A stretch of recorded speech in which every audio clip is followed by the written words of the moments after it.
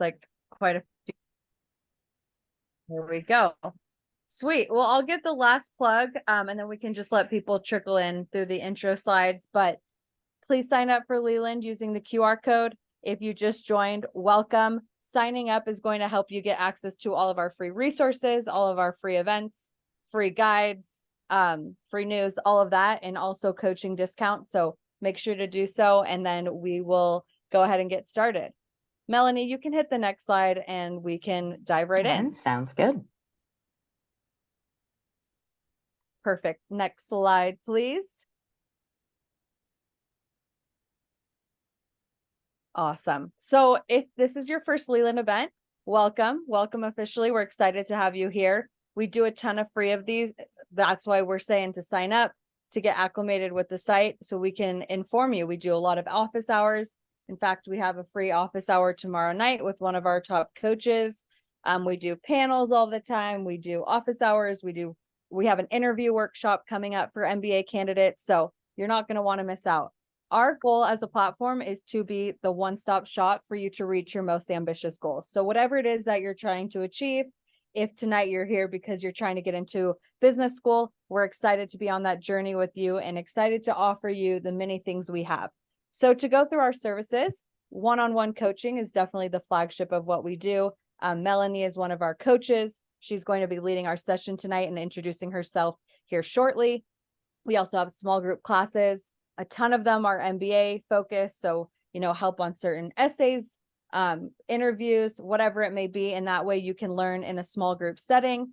A ton of free community events, which I know I've plugged several times. That's something we always want to offer our audience members. And then Leland Plus, which is our content subscription. That is going to be a great place for you to get access to coach videos, sample essays, sample MBA resumes, admit materials, you name it, we have it in there. So definitely check it out. Also in Leland Plus, which Dalen just dropped the link, you get a ton of coaching discounts. So many of our top coaches offer like 25% off their packages or $200 off. So if you're looking to buy more comprehensive package help for your MBA applications, Leland Plus is a huge unlock. You end up saving a ton of money. So with that, next slide, please. Awesome. I think this is probably my favorite slide to share when we talk about Leland, is that all of these services are actually working. Our coaches have helped thousands of people land their dream jobs, get into their dream programs, you name it, our coaches have helped. And we want each of you to be a success story as well. A lot of our clients come, they might feel like underdogs. They might feel like someone who doesn't have a unique story to tell, or someone who feels, disadvantaged in the process, but that is not the case. With some help from a coach, someone who can help you pull out your best stories, tell your narratives that are so amazing and unique to you, and really put your best foot forward, we know that you can see incredible things and accomplish big goals. So that's why we're here tonight. We want to get you started, get you great information to get up to speed, and then hopefully work with Melanie and other of our top coaches after this session. So with that, Melanie, I think we should be good to dive right in. Go ahead. We covered this. So whatever you need. Perfect. Help, and let's go. Thanks, All Melanie. right. Yeah, no, thank you for having me. And hey, guys, thanks everybody who joined or who is watching the playback of this. Now we can jump into our workshop today, which is about how to be successful as a non-traditional candidate. And I'm going to introduce myself briefly first so you know why I'm here talking to you today. I am a professional coach. So I am ICF PCC certified. I work as an executive coach and have worked with all different types of corporations, from Google to Meta to Morgan Stanley, and even athletes, Olympians, and influencers. And one of the things I do as a coach is I am an MBA admissions coach. I myself was a successful non-traditional candidate where I got accepted into my first choice, which was Columbia Business School. And I was also even to get the internship at McKinsey and Company and a full-time offer post-school. So I really am passionate about the non-traditional topic, being that I was a non-traditional candidate. As you can see here on my abbreviated bio, I was in the fashion industry prior to business school. So I was a color and fabric expert and knew everything about the runways and models and all of that stuff And I knew nothing about financial modeling, corporate finance, accounting. It was truly a new world for me. And it was something that I was very nervous to enter. And at the time, I didn't have a coach. And I really wish I had. Even though I was successful on my own, it would have been so helpful to have another person really be my guide, someone to really be that expert and just to help me feel just more confident through the process. So that's one of the reasons why I've now been an MBA coach for over 8 years, and it's something that I've really enjoyed doing. A little bit more about me. As I mentioned, I was in the fashion world prior to business school. I was a consultant at McKinsey. I now have my own firm where I'm a coach. I also coach through Leland. And additionally, I'm also a voice actor signed with CESD Talent. So certainly a non-traditional path for an MBA. Now let's jump into the actual content. I have about 10 or 11 pieces of helpful tips that we're going to cover today to help you really understand what are some ways that you can really start to think about your candidacy and standing out as a non-traditional candidate. One thing I will share with you is I do have time scheduled for the end to go through questions and answers. So please, if you have a question, I request that you hold it till the end of the presentation, and we will certainly have time to go over them there. The other thing I'll say is that I will at times pause throughout the presentation to give you some time to think about what I've just shared with you. In that moment, sometimes it can spark some ideas for you that if you have a minute or two to write it down, you'll then have something that's truly actionable after our conversation today. So feel free to take notes, feel free to take those moments to really think about how you want to use this information for your own application. So the first thing I want to talk about today is showcasing adaptability as a non-traditional candidate. It is really important to showcase your ability to adapt and or learn quickly if you are going to be making such a big pivot or transition. Something that the MBA admissions officers are really concerned about is, do you have the skill and the rigor to actually perform in their program? They don't want people coming into the program that aren't going to be successful or who won't be a successful or influential alum who will be a good part of their network go forward. So it's really important to showcase, hey, I'm adaptable, or I've learned really quickly in the past, or even showing resiliency, right? All of these facets of showcasing adaptability. I would recommend you do this in all different areas of your application, be it your essay, resume, and certainly letters of recommendation. So you can really start to think about what are some stories or illustrative examples that showcase this adaptability. So for example, something that I was able to show was that in my own ability to adapt, one thing that I had done in my past in the fashion world was we had created a garment that was leather and fur, I believe, if I'm remembering correctly, and woven fabric and silk. So it was all these different fabrications, and none of our existing vendor base knew how to make it or could do it for the right price point for us to be able to make it at the right price within the competitive marketplace. So I was able to actually adapt by figuring out a way to teach one of our existing vendors how to work with leather since they had never done that before. So I was able to do this through both actually visiting the factory in China as well as various phone calls and video calls over the course of a few months, walking them through the process. So that certainly showcases my ability to be really adaptable, think outside the box. And also, that also is actually a great story for leadership and mentorship. So something to kind of get you thinking about how you can showcase this to the admissions committee. The next thing I'd want to talk about is emphasizing transferable skills. So certainly what we just talked about, adaptability, and within that umbrella, learning quickly, resiliency, et cetera. There's other types of transferable skills that I'm sure everybody here has. Even if you were a ballerina or a musician, everybody's going to have some sort of transferable skill that's relevant to the business world and certainly to whatever your personal short-term and long-term goals are that you're communicating in your application. So for example, say you were a tour manager for a band Maybe you had to deal with really difficult communication with some VIP stakeholders, right? That could be one way of showcasing, hey, I have really great communication skills. I know how to handle challenging personalities or people with high expectations, VIPs, et cetera. That is a skill that could be useful in many parts of the business world, such as investment banking, management consulting, et cetera. So that's how I want you to start thinking about what are some of these transferable skills that I can bring to the table. Certainly, some of you may have taught others, you may have mentored, you may have shown some sense of leadership, going above and beyond, ownership, analytical skills, anything like this that we can pull out of your experiences and really articulate very clearly, almost on the nose, hey, I know how to do this from this similar experience or this transferable experience. The other thing I want to say here too is make sure that what you're doing here is that you are communicating with the right type of terminology on your resume and in your essay. So, for example, when I was writing my own MBA resume, it was totally different from my Fashion World resume. My Fashion World resume used industry specific jargon. It talked a lot about different types of fabrications and being a color expert and all these things that may not be as relevant to my future business career.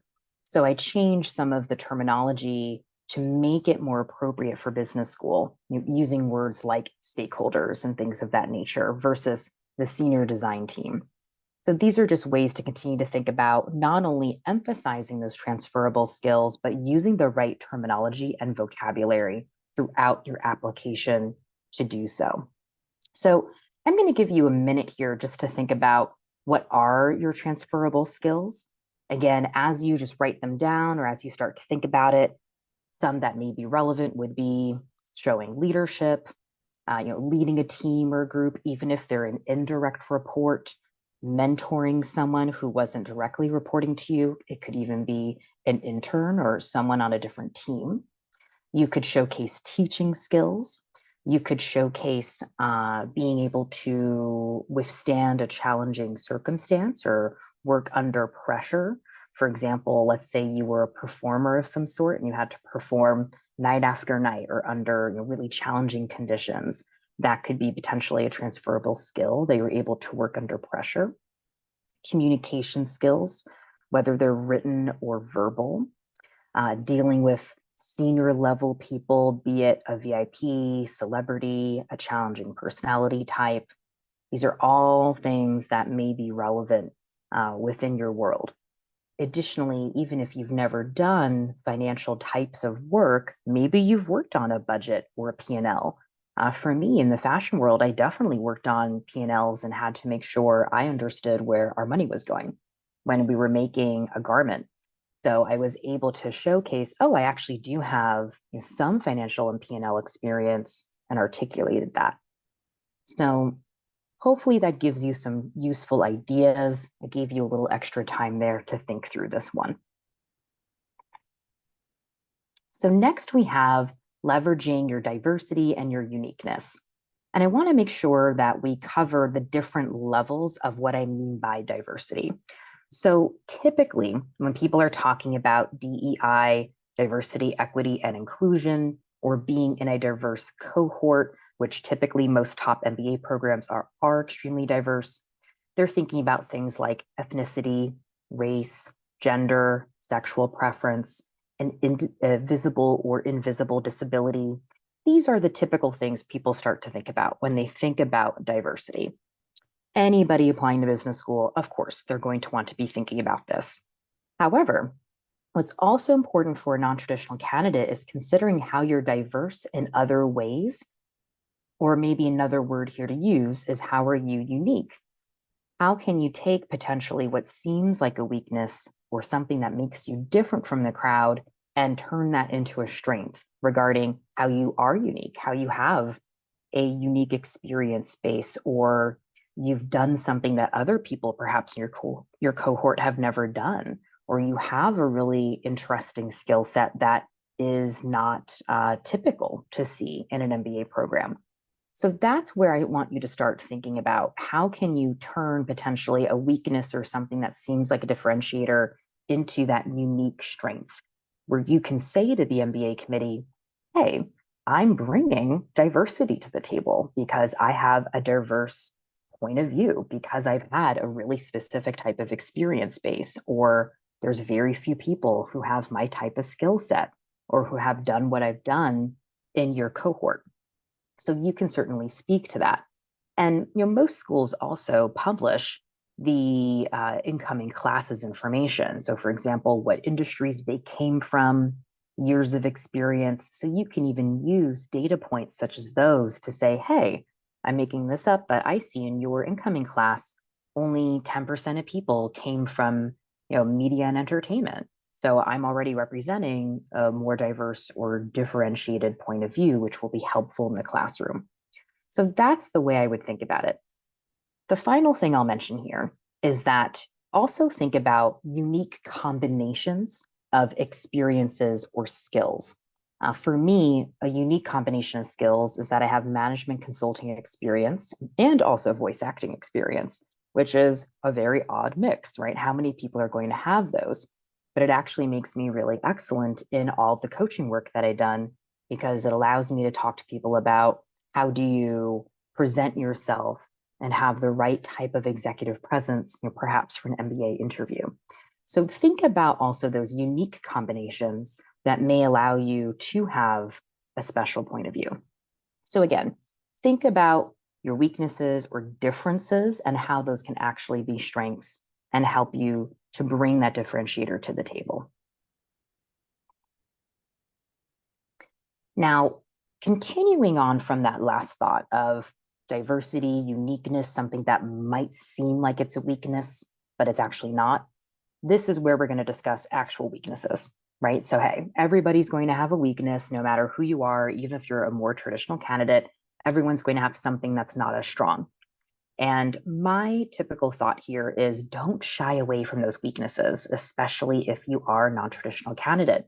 You want to have the last word on how the admissions committee is going to be thinking about your profile and how they are thinking about your weaknesses.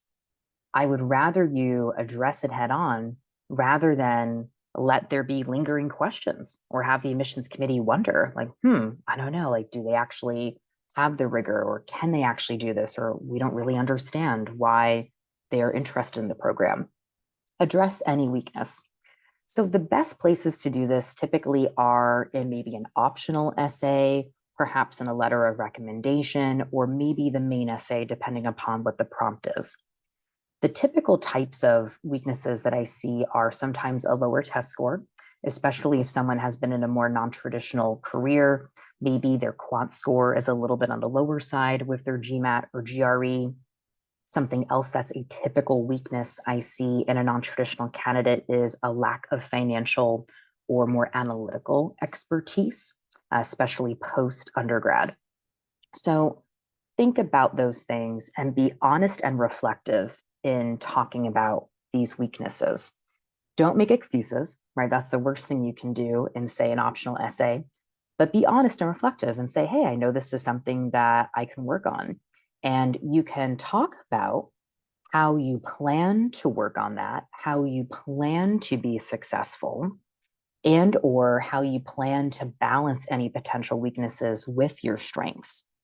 And potentially, maybe you've already even started working on your weakness. For example, if you have limited background in finance or analytical skill, perhaps you can say, hey, I'm already taking a financial modeling class on Udemy, or I already started reading a book on it. So there's different ways to showcase that you're being thoughtful, you're being self-aware and reflective. It's all about showcasing that you have some sort of plan and to assure the admissions committee that your weakness is not going to be a problem. So these are all different ways to think about it. And again, don't complain, don't make excuses, own it and say, hey, I know that I have less experience in XYZ than perhaps other people applying, but I have some thoughts on how I can overcome this weakness and be really successful in your program. So that's how I would think about it. So hopefully that's helpful. Now, moving on to a different part of thinking about your application. When you are explaining your motivators, I think this is something that actually a lot of people miss, even who are traditional candidates. I think that's for some people, they miss the why versus the what. And this is such a wonderful way as a non-traditional candidate to really stand out, but also, frankly, explain why you're making a career move and why you're making such a big pivot. You want to make sure that your motivations and your decisions in your career path, all the way from leaving undergrad through your decision today to apply to an MBA, all make sense. You don't want there to be any question marks of, well, I understand why they want the MBA, but why did they take that job 2 years ago? Like, that was weird. Why did they make this move? You want all of this to be crystal clear. You don't want there to be any questions about your motivations.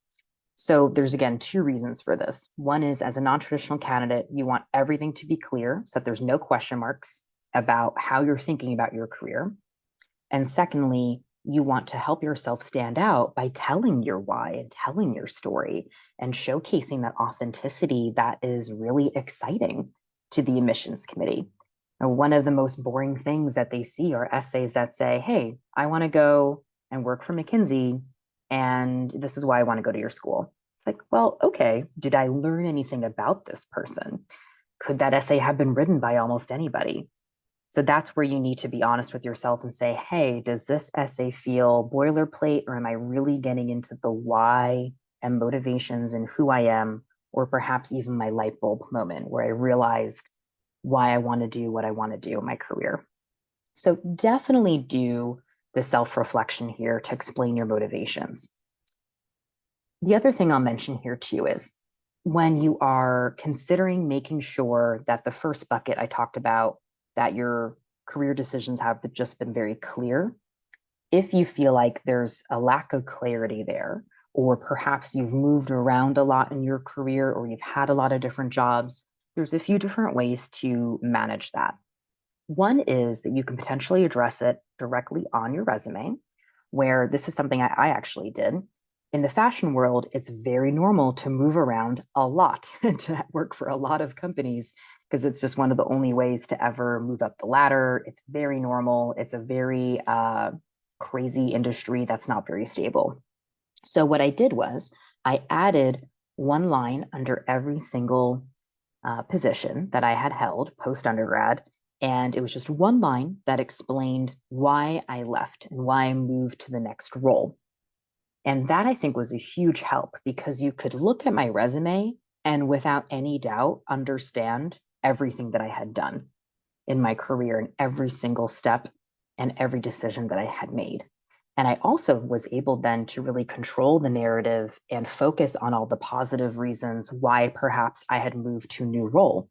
So, for example, I moved into XYZ role because it was more responsibility, right? I was able to manage more people, or I was able to take on a larger budget or a larger designer collection or manage larger territories. So you can really control that narrative and focus on not only telling a story so that there's clarity, but also the most positive aspects of why you may have made certain decisions in your career. Some schools do include space for this information on their applications, but some don't. So I usually say, let's just make sure we're covering it in your resume or in any other documentation. And of course, the last thing I'll say here is if you feel that there's any motivations that do require further explanation, that's a great place to do so very briefly in the optional essay. So now moving on to showcasing your extracurriculars.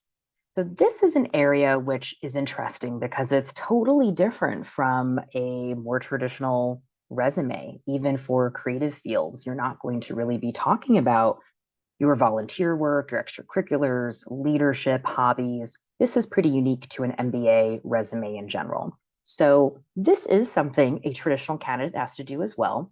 But I think that this can be such a great way for a non-traditional candidate to really shine, to really make sure that they understand community involvement, leadership, showcasing who you are outside of work is super important to the MBA process.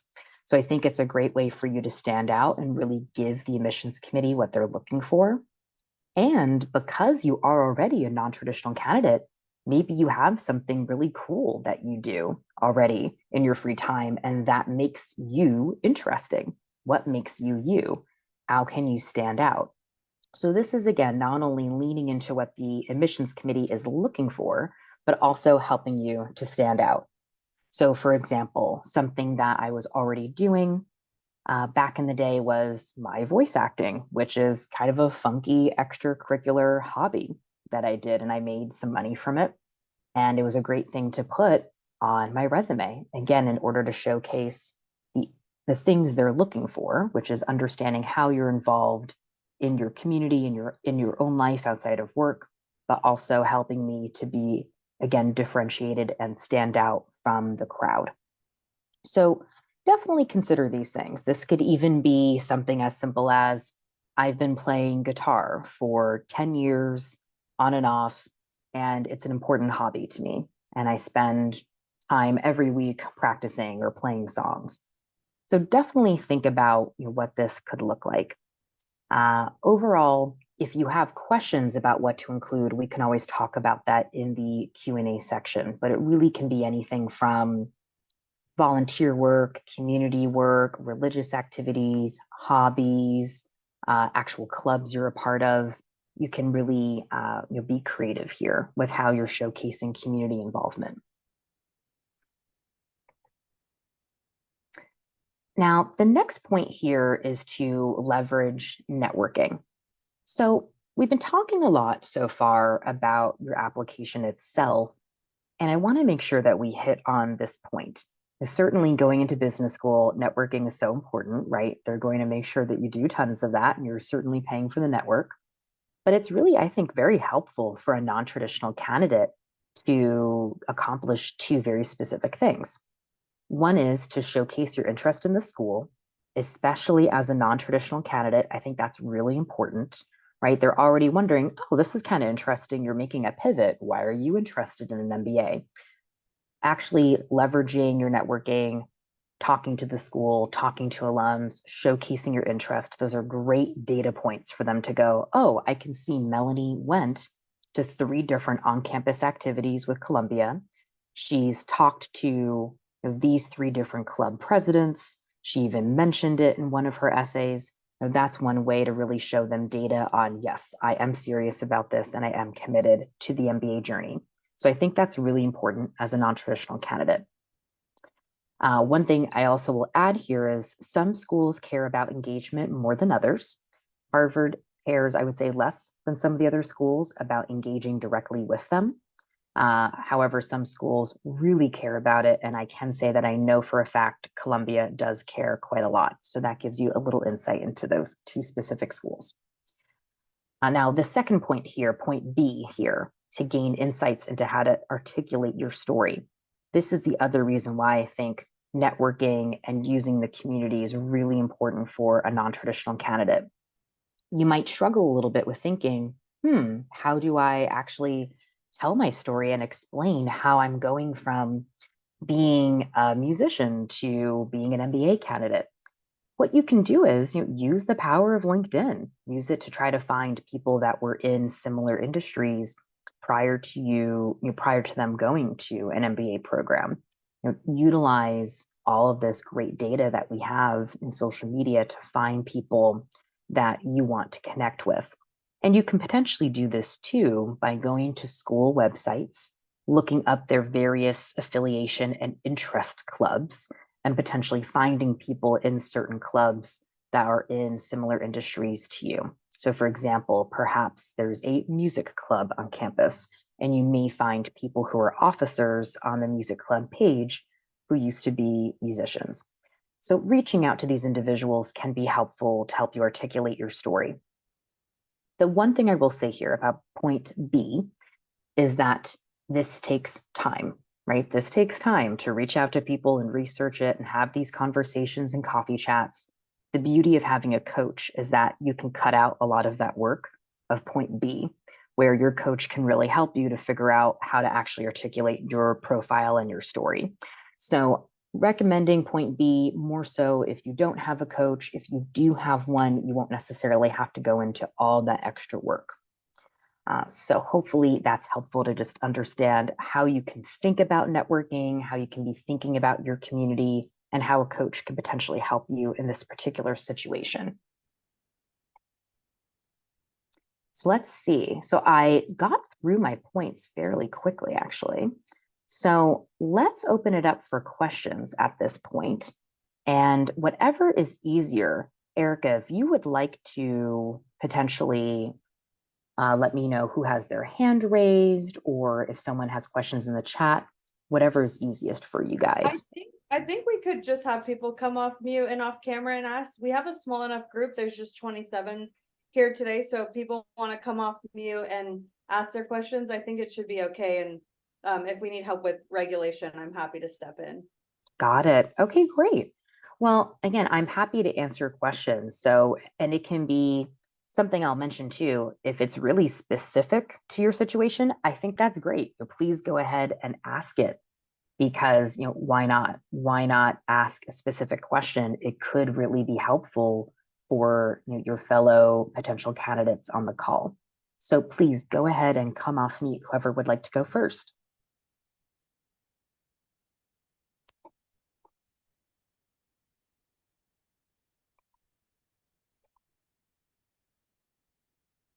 All right, we got any takers for the first question?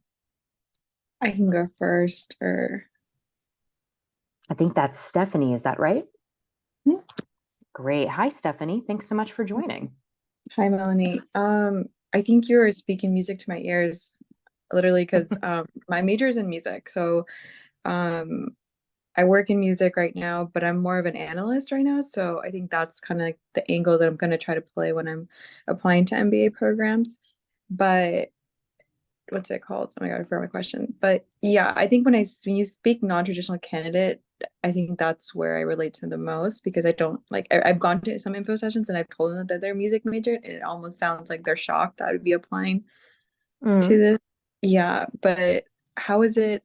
Do you think that I could play maybe that to a strong suit of like what if I do eventually want to go further into the entertainment industry? But that's why I'm trying to figure this whole thing out.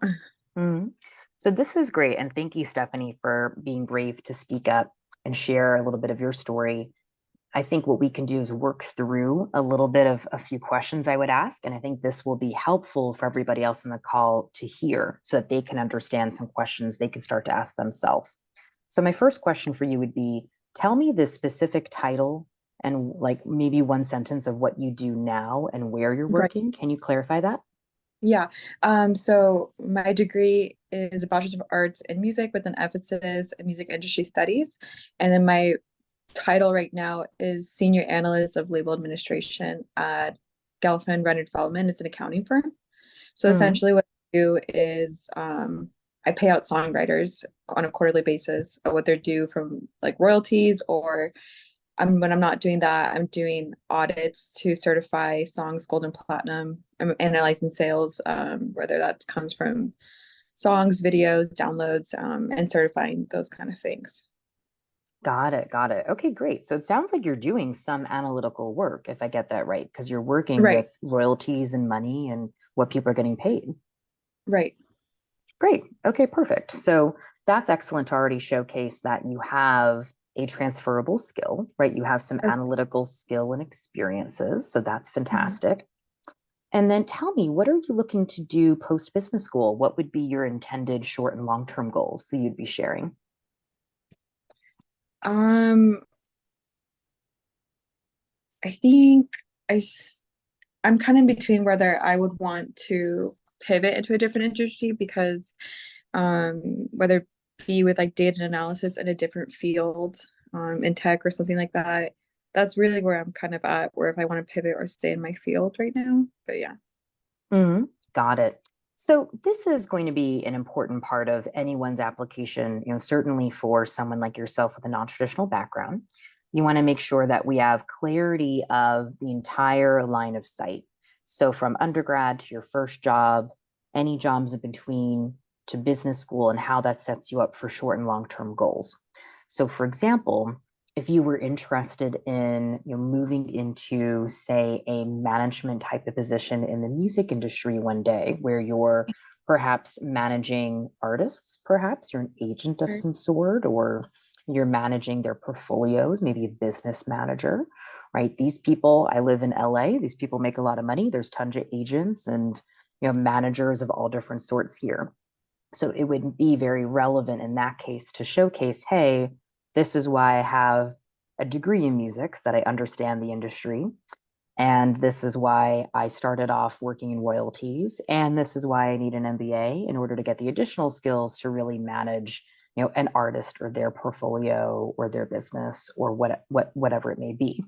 So that type of storyline to me starts to make sense, where we're creating a thoughtful story between all these different points.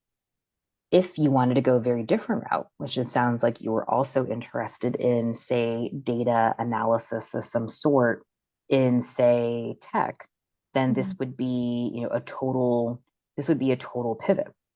However, you already have some analytical skill, which is great. So we would speak to the fact that you have some foundational knowledge that's going to be relevant. What we would definitely need to do here is clarify why you want to make that change. We would need some sort of a light bulb moment or catalyst story to help explain what made you realize that you're making this change. And that would help us.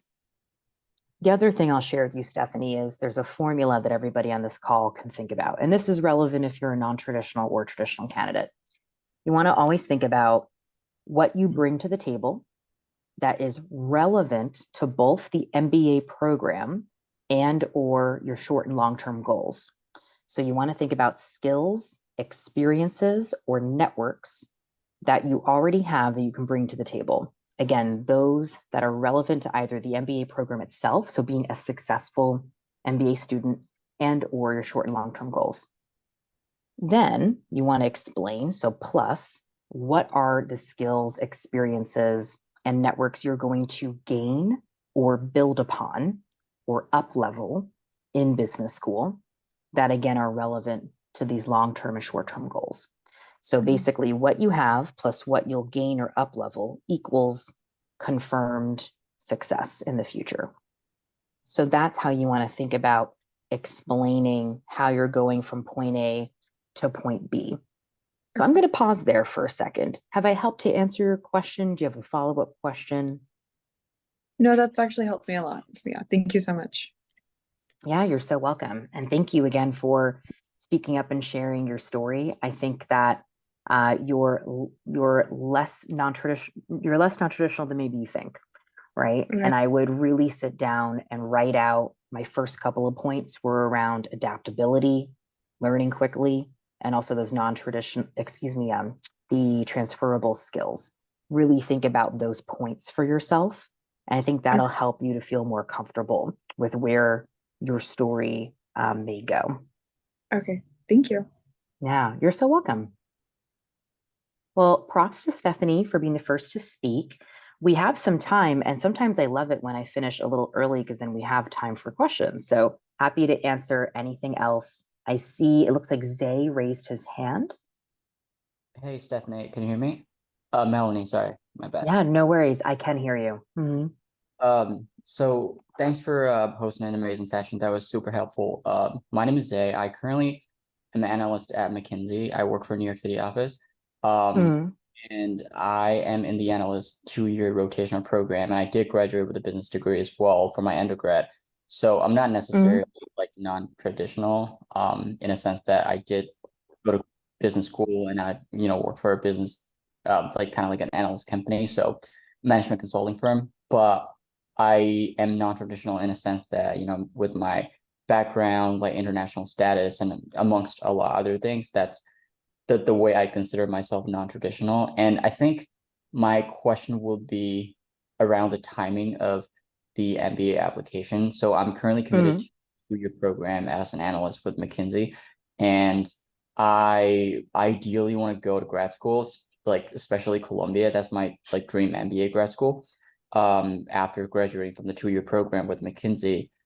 but I currently have not prepared anything for that. I haven't taken GMAT. I haven't really like looked into, the specific requirements of Columbia or anything like that. This is like my first step at kind of Yeah. trying to be a program. So in terms of timing, do you think that it is a good idea to start preparing, like doing GMAT and starting to, I don't know, consolidate recommendations amongst other things? Or do you think it is kind of wiser to wait until a little bit later and just kind of strategize, probably a year down the line?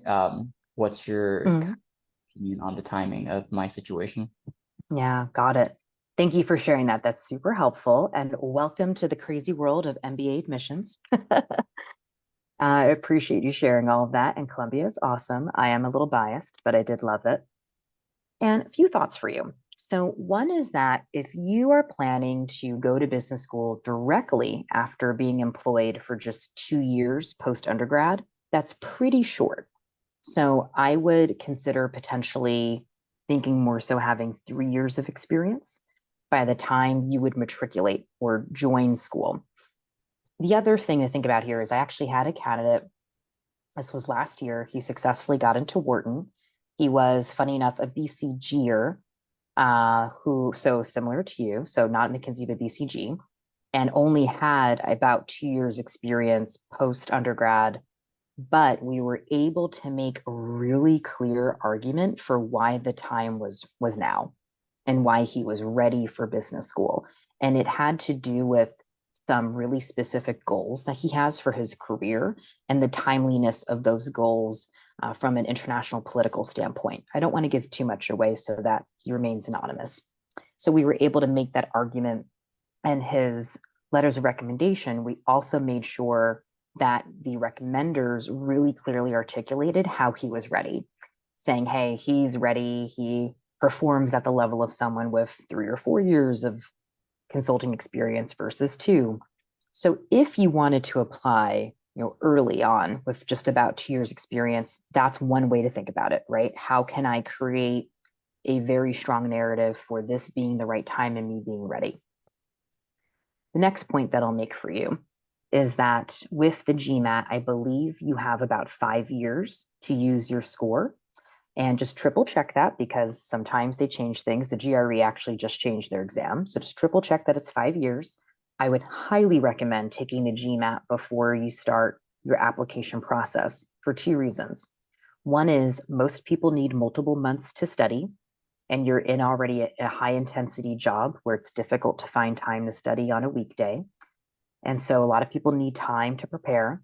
You do not want to be studying for the GMAT or GRE while you're writing your essays and while you're preparing your application. It's a lot. I've had clients do it, and I've been successful with clients doing that, but it's very difficult. And it's very difficult on the client because you're the one taking on so much work.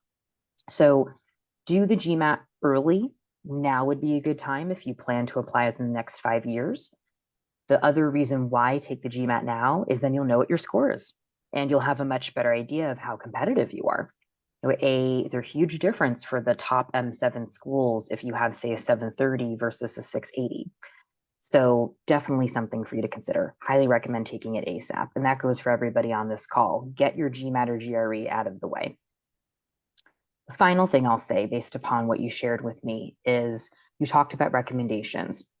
It's too early to start writing anything now. I would only start working on those when you're actually in your application cycle. You want to make sure that the information is as fresh and new as possible, and that the people know you for as long as possible. If they wrote the recommendations now and you only applied in a year or so, it wouldn't work. So just hold on your recommendations now. Did that answer all your questions? Definitely. Thank you so much for your help. I appreciate it. Awesome. You're so welcome. Well, I see we have 2 hands. I think Hoda raised their hand first. So you are welcome to take the stage.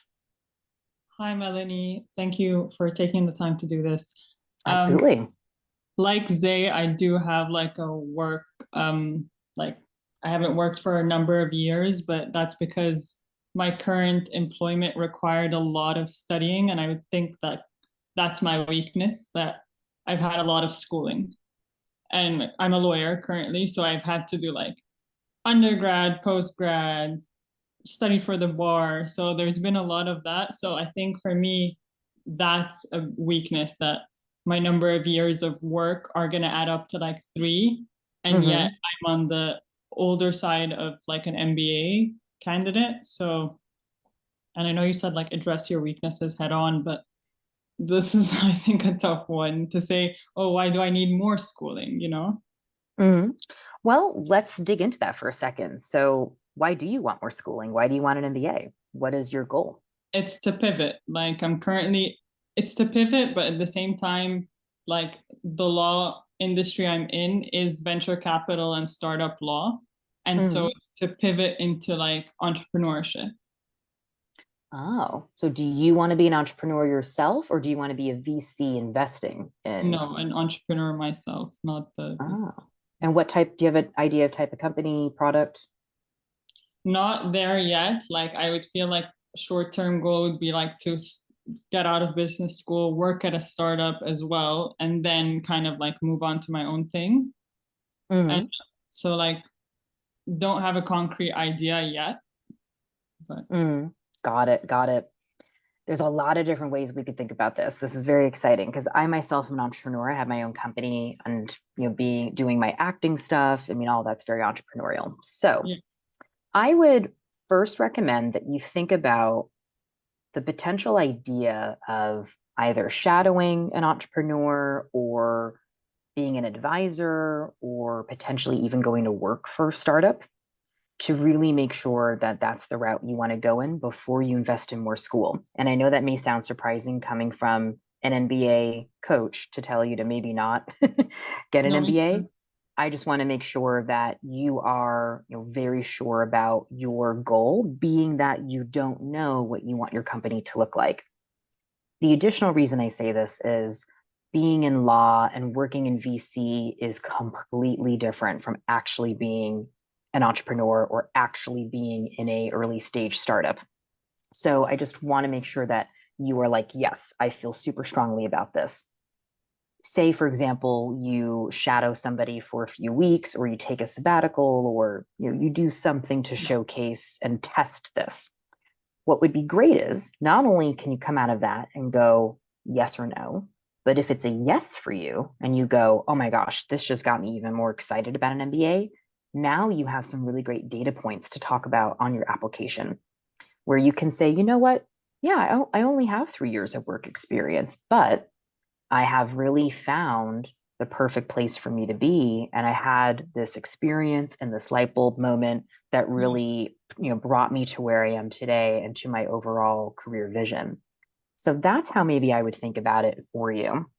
And the last thing I'll say here is if you do end up applying and you have about 3 years experience, I would potentially think about articulating how you're performing potentially at a very high level based upon your peers or your peer group. So that would come into play with your letters of recommendation. So are you performing at maybe a higher level or the level of someone who has 5 years experience? You could also think about ways of showcasing how you've done maybe really complex deals, or you've managed really challenging situations that would be relevant to somebody who had a more traditional business job. And you could say, I've only have 3 years of work experience. However, based upon this super complex deal I put together for blah, blah, blah investment, this is the equivalent of what someone who is an investment banker at year 6 would work on. So that's the other way that I would also think about it, is how can you also compare yourself to other individuals potentially who are applying to make that argument that you're ready. Does that make sense? Yes, it does. Thank you so much. Awesome. You're welcome. Keep me posted. I'm excited to see what you end up thinking about the startup world. Will do. Thanks. Let's see. I think I'm going to try to go in order. I believe Ryan Garner was next. Hi, Melanie. Thank you for the time. I really appreciate it. I'll try to keep it short since there's some other people who have questions as well. I'm currently an infantry officer in the Army. So I guess my questions revolve around what you would recommend in terms of maybe highlighting the strengths of leadership and maybe management experience. But my weaknesses, I'd say, is, my day-to-day is very different than I would say, like, haven't done anything in finance or accounting in a while. My undergrad was in finance, but haven't used that in a while. And then the timing too for when I could apply based off when the Army might let me go, because they can deny requests if it would either hurt or I've been in for 4 years. I could potentially look at doing more, like 6 to 8 years, if that would be a benefit or neutral, or if that would like look negatively toward an application.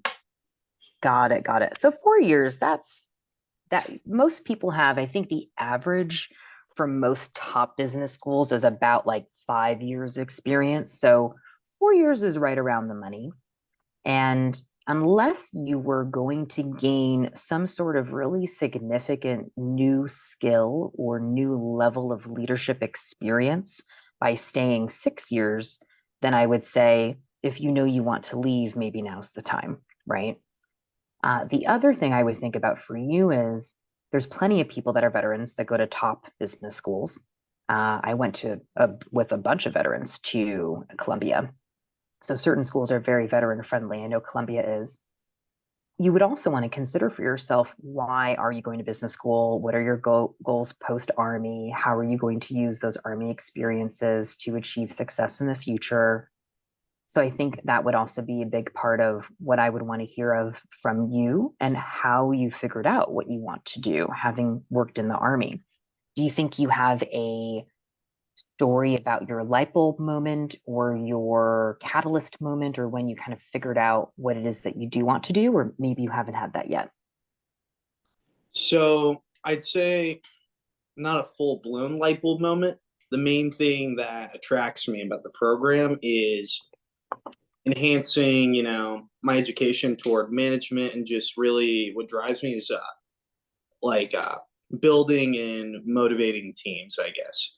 So either the finance or organizational path, and just I guess having like continuing to have an impact on my community outside the Army, because I know eventually that career is gonna come to a conclusion. Got it. Got it. So you're looking towards your future, planning out what your long-term career is going to look like. Okay.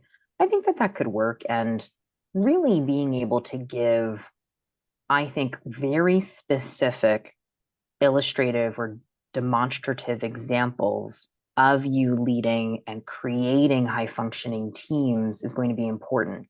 A lot of people give lip service to teamwork and leadership who are applying to business school, but sometimes people don't really articulate it as in depth as they could, or their leadership experience is just more limited because they only have about 4 to 5 years of experience in the business world, and therefore they're still on the more junior side. They don't necessarily have a bunch of direct reports. So you could really stand out there by really truly showing, like, hey, I led people into battle, or I led highly complex teams, or I literally have had large groups of people under me, or I had to create a team of 10 people for a specific task. So I think you can really stand out there. So typically for veterans, I find that leadership is a really key asset that they can talk to in a very thoughtful way. Absolutely. I really appreciate that. Yeah, you're so welcome. In the interest of time, I am going to move on to our next person, which I believe is Jessica. Hello. Hi. We'll keep this kind of succinct as much as I can.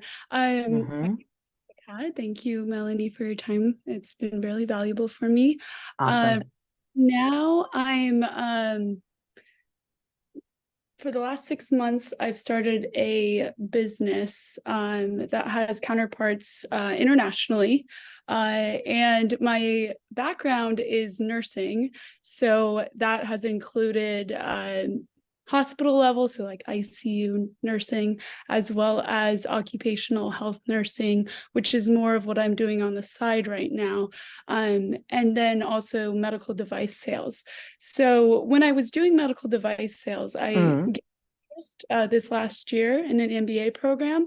But now that I have this business, I've been getting it up and running. And with that, I decided to not do medical device sales. It would take too long. And I'd rather do the entrepreneurial route. And in that, I've been realizing there's some weaknesses that includes, jargon, business jargon, of course, and the financials and things you listed, and I have an incredible network and a great team, and they're helping with those strengths. But I really want to feel more informed, and in that, I've been considering an MBA program. But at the same time, I'm not sure if it's going to be a good use of my time. I've consulted with other people, and they say it's good if you have a business because there's also the legal connections and guidance and branding and so on and so forth. I don't need as much help with branding, but my major question, I guess, is MBA, is that right for where I'm at? Because I'm looking next year, not this year, and if that's good timing. And then would be are there other resources that instead of an MBA might be better for me, or in preparation for an MBA this next year? Because you one course for I'm trying to wrap that up. Yeah, no, that's great. Super interesting question. I think that one thing I will say to you is if you end up not going the MBA route, a coach might actually still be great for you, right? So I'm an executive coach. I do both executive leadership coaching with Leland as well as my own firm, and I do the MBA admissions coaching as well. So sometimes when someone is a young entrepreneur, or they are an early or young C-suite executive, which you are both, it can be helpful to have some sort of executive coach to just guide you through maybe things that you're not as sure of, or to help you make sometimes challenging decisions, or to weigh pros and cons in a really thoughtful and structured way that's unbiased. So I'll throw that out there as one idea. The other thing to consider here is there's so many different types of MBA programs. So there's certainly the full-time traditional program path. That is pricey, right? You are starting a company, so I'm not sure what your situation is, but something to think about. It is also time intensive. That might be tough while you're running a business. There's also, for example, I went to Columbia. They have August entry and also January entry, which is unusual. INSEAD also has multiple entry times. INSEAD is an international school. And that might actually be more interesting to you because, for example, with Columbia, the program is truncated because you start in January, your second semester is actually over the summer when all of the August entrants are doing their summer internships. So you technically finish your degree about 6 months quicker in a shorter time span. So sometimes that's interesting for people who don't necessarily need the internship, where they already know what they want to do, where they're not pivoting, or whatever it may be. The last thing I'll say, of course, is there's also executive MBA programs and part-time programs. So those might also be interesting to you because those are really built for someone who is still working and maybe what you need. So I would do a little more research if I were you on just a few different types of programs that are out there to see what might be most appropriate for you.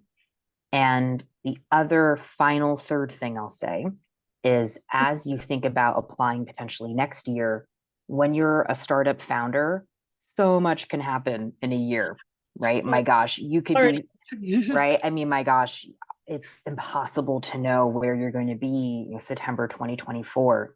So it's really, I can't say whether or not that would be the right time for you. You would really just have to see where your business goes. But you can do all of this upfront work, right, on potentially hiring a coach or working with one, and or just better understanding all the different types of MBA programs. So that would be my advice. That actually is super helpful because I didn't even consider executive programs, even though, yes, I am that title. That is interesting to know because I've heard of, more entrepreneurial programs, but not, okay. Because when I've considered exec with like a corporation that's been longstanding. So right. I thought So I can apply to both. something to look at. Yeah. Thank you for the question. That was super interesting. Thank you. I appreciate it. Yeah, thank you. And I want to call out to everyone. I know we are now a minute over time. I'm happy to stay on, and I believe we have two more questions, I believe from Leon and Alex. So I'm happy to stay on. I do want to first make sure Erica gets to say what she needs to say in case she has a conclusion. I do No, also we're want to, good. you're good? Okay, great. Thank I you, was just Erica. gonna make sure this slide gets shown. So now that Mhm. this is up, everyone book time with Melanie. We dropped her profile link in the chat. We have some other upcoming events coming up, but we'll send those out in email after this call. So yeah, feel free to stay on as long as you'd like, and we'll make sure people get Awesome. your link and everything after. Thanks everyone. Awesome. Yeah, thank you everyone for staying. And again, to Erica's point on this page, I included some discount codes that you're welcome to use. You're always welcome to message me on the Leland platform, and we can go from there. I do have time I'll take the two other questions that are already ready to go. Leon, I believe you were next. Thank you. Can you hear me? I can. Yes. Hi, Melanie. First of all, thank you so much for that extending the time. I really Of course. appreciate. So for my case, so I've been working for about 5.5 years in like one of the global Fortune 500 companies, the big corporate type. So I've been doing corporate functions for the past few years, and the progression is a little bit slow in this kind of big corporates. So I'm looking for a change in career. And when I go out to do the application in the job market, and I realized like I was considering like, okay, I think I need to get a master for me to bump up my application and all that. And what kind of master that I'm interested, and like I come from a family with a small family business, so I'm actually quite interested in doing business, and perhaps at one point I do consider I might want to do to be an entrepreneur myself as well. So then naturally I put my attention to do a MBA. But I do have a problem because like my undergrad, I was doing like a technical study, more on the technical side.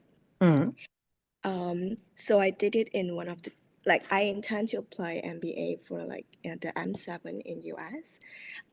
But my undergrad degree, I actually scored very low for my GPA. So it's like 2.8. It's very low. But And what was the major? Was it like electrical engineering or computer science? no, it's more like physics. Physics. Okay, that's interesting. All right, go on. It's more technical part. So then but it's funny because like I actually attended the university on like a full scholarship for the 4 years, and I actually studied in like one of the top universities in Canada. So I feel like when you look at the resume wise, it's probably I stand a chance, but it's just my GPA is like so low.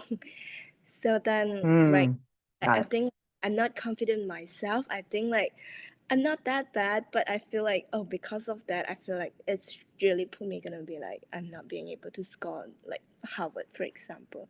So I would like to ask from your opinion, do you think like is that a huge roadblock for me, or like do you think I Got could? it. Let me ask a follow-up question. Do you have your GMAT or GRE score yet? No. I do Got it. plan. Yeah. And what is your current job title and company? Right now I'm an executive, but they actually like offer me like if they want to give me a promotion to a senior executive.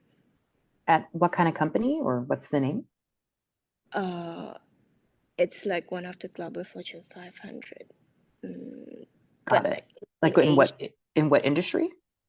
Oh, it's in energy industry, oil and gas. Okay, got it. Yeah. So you're an executive, and what's your job function? Like what, like finance, marketing? No, I've been doing corporate functions, so it's more like risk management, strategic planning, and that. Got it. So you were like in corporate strategy planning. Got it. Okay. Yeah. So this is interesting. So, everybody has some sort of a weakness, right? No, there's no perfect application, right? So you bring up a great point that a lot of people come to me and say, ooh, like there's this one thing that really bothers me. Have I killed my chance of getting into an M7 or a top school? So I think there's a few things we don't know here. One thing I would want to know if I was your coach is I'd want to see your undergraduate transcripts to really understand what classes were pulling down your GPA and what level of rigor were these classes. So if you're taking, for example, calculus 4 and like deep physics, I have no clue because I did not take any of those classes ever in my life. So that's very impressive. But perhaps, certain types of classes, we're going to understand that, okay, certain types may have, it may be more sensible for the scores to be slightly lower, right? And I've seen this with, say, engineers, for example. So I'd want to look at that with you and really understand what truly is your transcript telling us? What is the data points here? And is there anything we need to address? I would also want to know what's your GMAT score, right? So the reason why they want to know what your undergraduate GPA was and your GMAT is that these are quantitative facts that help the schools to know, do you have the level of intellect and rigor to handle their program and be successful?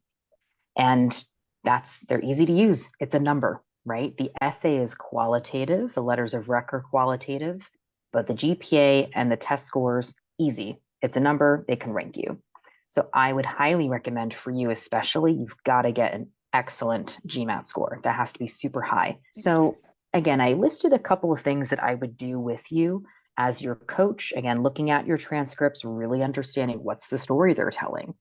Are there things that are problematic that we need to talk about, or does it actually show a lot of intellectual rigor and depth? Let's see what your GMAT is. Let's get that really high. And from there, potentially writing a very brief story in your additional information essay, articulating that you feel very confident in your adaptability and ability to learn really quickly. So I'll pause there because I know we have one more person and we're over time, but hopefully that was helpful. Yes, it is. Thank you so much. All right. Awesome. You're welcome. We've got our last person for today, which is Alex. Hi, Melanie. How you doing? Can you hear me? I can. Thanks, Alex. Hey, how's it going? Yeah, I'm another future military applicant. I just wanted to see if you had any experience with specifically enlisted special operations candidates. I know most of the military applicants are like typically officers. They hold like managerial sort of roles within the ranks. They have a lot of, traditional like managing or leadership experience, something that enlisted applicants typically don't get as much of. Yeah, I know. Again, like I'm in special operations, so I have like, you could say a lot of like interesting sort of experiences that I could, add to the classroom and, discuss in my essays. But just wanted to see if you had any experience with like that particular subset of military applicants. I have. So to your point, I've worked with more so officers and those with managerial roles, but I have worked with individuals who were, kind of more so on the ground, like yourself. And to your point, I think that the key for you is really articulating how your experiences are differentiated and therefore really valuable to the MBA classroom, right? There was that slide where I talked about diversity and uniqueness. Like, how are you diverse in terms of experiences and perspectives? So I think that's the key for you in order to help yourself stand out. And I would imagine that through a lot of these activities that you have had some leadership or mentorship experiences that you could speak to. So I think we could tease those out of your stories and maybe even ask some people that, are that you work with or, who are in your unit to give you some ideas. But I definitely think that you would have something to talk to. Right. Yeah. Yeah, I kind of follow along all your slides. I was kind of, thinking of various ideas for each kind of bullet point you had. And good. Yeah, would you say that even like certain experiences that aren't very transferable, you know, like I know there's like various schoolings we get, like basically how would you transfer something that's not very applicable, you know, something that sort of sounds interesting or sounds challenging, but doesn't necessarily transfer to like the business world, you know? Got it. So I'll give you a personal story of mine coming from the fashion world. So I had a situation once, and this is kind of a hilarious story. I had a situation where Oprah Winfrey wanted a dress and she wanted it now because she needed to wear it for a specific event. And we did not have her size. She's not a sample size. Most women aren't. So we had to figure out basically how to make a sample in her size in basically 48 hours.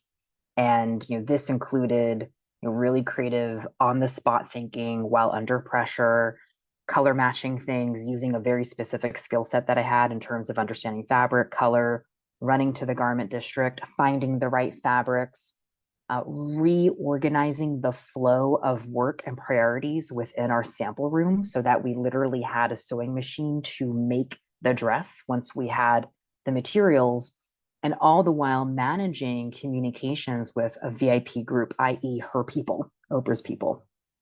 So on the surface, it may sound kind of silly, like, oh, I had to rush a dress for Oprah. Like, how is that relevant to business school? But if you dig into it, there's actually a lot of really transferable skills there, right? There was being very calm under pressure, right? You have a very immediate deadline, figure it out, right? There is no room for failure. And you probably have had that happen in the Army too, right? There's no room for failure, figure it out.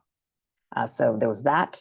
I would say, secondly, there was the communication that I had to have with very VIP individuals where I had to be super careful, respond to them quickly, make sure they felt cared for. Thirdly, I had to think about operations and efficiency of the sewing room, the sample room, and making sure we understood how to prioritize and how other projects wouldn't get behind in order to fit this one in. And then I would say, fourthly, in general, just creative problem solving, right? Thinking outside the box about how are we going to make this work. So hopefully that example is helpful to you in terms of how do you take something that seems so irrelevant to business school or a general business career and break down the skills within it that are transferable. Yeah, absolutely. Yeah, appreciate that. Awesome. You're so welcome. Well, I think then we've covered everyone's questions. I wish we had more time. These were awesome questions. So thank you to everybody who shared a little bit about their own story today. I'm glad we were able to go a little over time. Again, you can find me on the Leland platform, and you have these codes for discounts that you are absolutely welcome to use. We are now in round 2 season, which is a great time to apply. You have a decent amount of time between now and when most schools are due, which is the first week of January. So I look forward to hopefully hearing from some of you. And Erica, any other thoughts before we sign off for today? No, this is excellent. Thanks so much, Melanie. Really appreciate your time and excellent expertise that was shared. And thanks for everyone who joined us. All right, awesome. Take Thank you, care. everybody. Bye.